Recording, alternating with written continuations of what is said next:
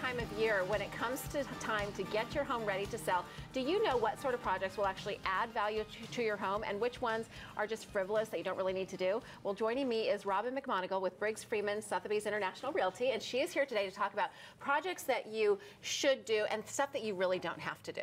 Right, it's surprising. There's really 6 things that people think that'll add value to their home but actually don't. Yeah. And so when I sit down with a client and they're getting ready to sell, we start talking about the improvements they've made since I've sold them the home and where they think the value is. Oh, yeah, and we always want credit for all the stuff, and you're like, yeah, you probably didn't need to do that. Right, exactly. And when I usually sit down with them, they always tell me, well, we just replaced the roof and the new air conditioning unit. And those are kind of invisible improvements, but they don't add value to your house. And things like that, like with a roof, you know, depending on the kind of loan the buyer is going to get, something like that will have to be addressed after you've already made a deal anyway. That's something that's just regular maintenance that they're going to have to do no matter what. But you want to get them in the door.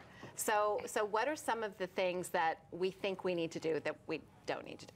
Well, you know, one of the things is wall-to-wall carpet. For some people think that they're going to put down wall-to-wall carpet, new carpeting, and that's going to add value to their home. No. Carpet's not a big seller these days, and most people are ripping it up. So I just say clean your carpets and re-stretch them, and you're good to go. Yeah, because most people will, if they're going to replace, they're going to replace with hardwood floors or something like that. Right, they're going to come in, and it's really a preference, personal taste. Yeah. Another thing people do is they do high-end upgrades, and they'll only upgrade like one bathroom or their kitchen. Well, people don't tend to pay for just one area of the home that's been upgraded. It's really important to be consistent throughout the home in order to get real value and add to your purchase price. That's a really interesting point because, you know, I would think that, because these are all some things that I would do, so that I've been doing wrong, clearly, for all these years, but I would spend money, like you said, like on one area, like on the kitchen, and sort of ignore the bathrooms, but you're saying spread it out between the major areas of your home. Be consistent and upgrade your whole house. If you're going to spend money on it and you're going to take the time and effort to do that, do the whole house and keep it consistent rather than spending a lot of money just in one area. Yeah. People will pay you more if the whole house has been upgraded. And you can still make it nice. You just don't have to, like in Scott's house that he sold, he had like this beautiful imported stone and these, like, you know, handmade vanities, and like he probably didn't need to go to the expense People of doing get carried away with their own personal preferences, and I'll go in and they'll say, oh, you know, this fireplace is from France and we have these hand-painted tiles. That's great, but if no one else in your neighborhood looks like that, you know, it's more than likely your buyer is not going to pay for that. Right. Okay. So and extensive landscaping is another one where people go crazy. You know, they'll put an outdoor kitchen or an outdoor fireplace or fire pit or expensive stone. In fact, I had a seller the other day said he spent $30,000 on his wall. I thought no one else in town has a $30,000 wall. They've all got fences. Yeah, you're never going to get your $30,000 back in the price of your home. That's not coming back. And it's surprising. Most people think swimming pools will add value to their home. They'll think, well, the house next door sold for X and they didn't have a pool, we have a pool. But swimming pools really limit your buyer. They do, because sometimes if you have young kids, you don't want a swimming pool. It also increases your insurance rates. It does. It increases your insurance. It's a liability.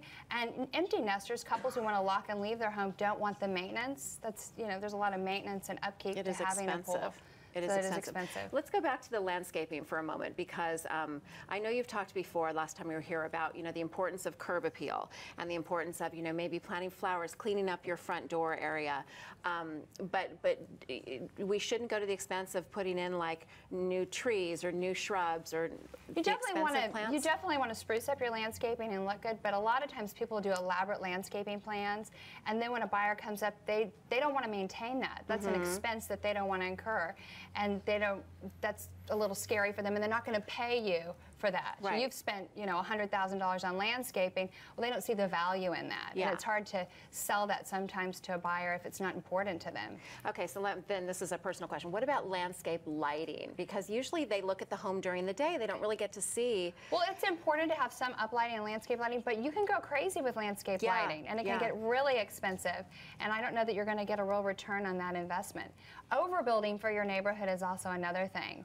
You want to make sure that you're within the norm and the framework of your neighborhood. You don't want to be the most expensive house on the street. Yeah. I mean, I think we've all seen those I was just going to say, the mansions that are right next door to like the cute little cottages, and you've got this huge thing that's... They're gorgeous, and you know they spent a fortune, but it's so overpriced and out of the norm of the neighborhood that no one wants to buy it because they know they're not going to be able to resell it. Right. You know, it's interesting, Robin, because I wonder if it makes sense for people to visit with someone like you even before they have any plans of selling their home.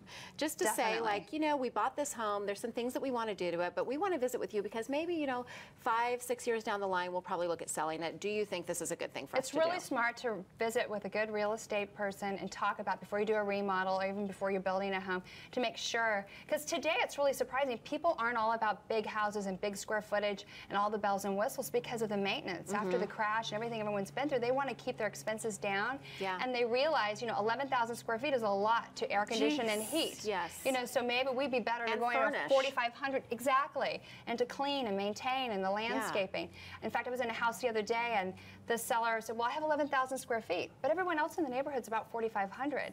So your buyer and the person that's coming into that neighborhood, that's not an added value. Does that factor into the price per square foot too? Definitely. So he's looking at that 11,000 square feet, thinking he's, you know, getting $400 or $500 a square foot. Well, he's not, because he doesn't fit the norm of the neighborhood. That 11,000 square foot buyer's not coming to that neighborhood. These are such good tips. Okay, Robin has many more days and many more ideas to help you sell your home. Give her a call at 214-543-6903, or you can check out her website at robinmcmonigle.com. And I love that people can just call you and just get your feedback on what they should be doing, because you don't have to spend all that money. Okay, we are back with more broadcast right after this.